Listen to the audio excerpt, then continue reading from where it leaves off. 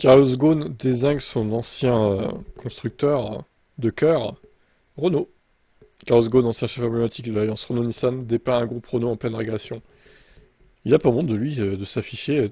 Alors, j'aime bien parce qu'il est interviewé par BFM, il est toujours recherché par Interpol. C'est un truc de ouf, quoi. What the fuck?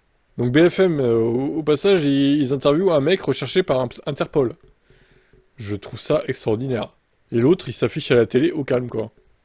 Ghosn a décoché ses meilleures flèches à l'encontre du constructeur français avec une jubilation à peine dissimulée. Bah écoutez, attendez, on va écouter, hein, tout simplement. L'interview. Combien de temps ça dure, ce truc? 5 minutes. Le parquet de Nanterre a émis 2 mandats d'arrêt contre vous pour 2 chefs d'inculpation, abus de bien social, c'était pour la fête organisée à Versailles et payée par Renault, et détournement et blanchiment pour avoir utilisé Renault, une filiale à Oman, pour détourner de l'argent à des fins privées. Est-ce qu'on vous reverra un jour en France, Carlos Ghosn? Est-ce que vous seriez prêt à assister à votre propre procès? Oui, alors écoutez, premièrement, comme vous le savez, ma situation est effectivement assez particulière, puisque quand j'ai quitté le Japon, fuyant un système franchement médiéval de justice, je ne peux même pas l'appeler un système de justice, et que je suis arrivé au Liban, le Japon, par l'intermédiaire d'Interpol, m'a interdit de sortir du Liban. Ils ont donc sorti une notice rouge. Alors ce qui est assez intéressant, c'est que la justice française, et notamment le parquet de Nanterre, est venu m'interroger au Liban. Très bien, ils ont toutes les questions, ils sont repartis, et après ils m'ont convoqué en France. Alors, j'ai dit, attendez, mais je ne peux pas aller en France puisque j'ai une notice rouge du Japon.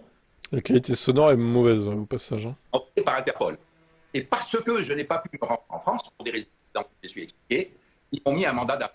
Donc, le mandat d'arrêt, il n'est pas dû à quoi que ce soit d'autre que celui du fait que la justice française ne reconnaît pas le fait que je suis bloqué au Liban.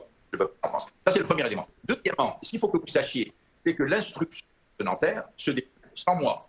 Je n'ai pas accès au dossier, puisque je n'ai pas pu me rendre aux soi-disant convocations que le juge d'instruction m'a demandé de faire, en ignorant complètement la notice rouge japonaise.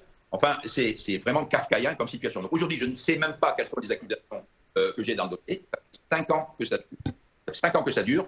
Je suis en dehors, je dépense les courants de rien. L'instruction continue, elle peut durer, il n'y a pas de limite compris à l'instruction. Voilà, vous n'avez pas accès au dossier. En tout cas, vous n'avez aucune... Mathieu. À Paris, M. Ghosn, le parquet national financier, a requis en revanche un procès dans le volet de l'affaire concernant Rachida Dati. Est-ce que vous souhaitez ce procès? Comment ferez-vous pour vous défendre? Qu'est-ce que vous pouvez demander à la France pour vous aider à vous défendre? Écoutez, le procès concernant l'affaire Rachida Dati, d'après ce que j'ai compris, aura lieu. Il faut que vous sachiez que je suis toujours pas au courant, mes avocats n'ont pas accès à ce dossier. Ils ne savent même pas ce qu'il y a dedans. Les avocats de Rachida Dati le savent, moi je ne sais pas. Forcément, à un certain moment, je vais être appelé à ce procès et mes avocats me défendront pour une raison très simple, c'est que je ne peux pas me déplacer en France. Tant que la notice rouge japonaise existe, je ne pourrai pas quitter le Liban. Donc c'est un fait que nous avons montré à tous les juges d'instruction en France, mais manifestement, ils ont l'air de penser qu'il est tournable alors qu'ils ne manifestent pas. Mais est-ce que vous espérez pouvoir sortir un jour du Liban? Comment vous voyez cet enfermement forcé? Écoutez, la sortie du Liban va dépendre essentiellement donc, de la levée de la note rouge japonaise, puisque c'est elle-là qui bloque et qui est à la base des mandats d'arrêt que je subis en France. Ça, c'est une autre affaire, puisque le Japon refuse de transférer le dossier à la justice libanaise pour que finalement la justice soit faite. Les accusations qu'il y ait au moins une justice qui tranche sur cette affaire. Donc pour l'instant, on a un statu quo total, on refuse du Japon de laisser notre justice trancher ce cas, si ce n'est la justice japonaise dont on connaît bien les caractéristiques. Carlos Ghosn, vous êtes franco-brésilien. Est-ce que vous appelez Emmanuel Macron en France, Lula au Brésil, à plaider votre cause auprès du Japon? Écoutez, j'avais essayé plusieurs fois, même il y a très longtemps, de contacter les autorités françaises pour plaider mon cas. Comme vous le savez, j'ai été largement ignoré. Donc, j'ai très peu d'espoir que ce cas puisse se résoudre, du moins avec l'administration française actuelle.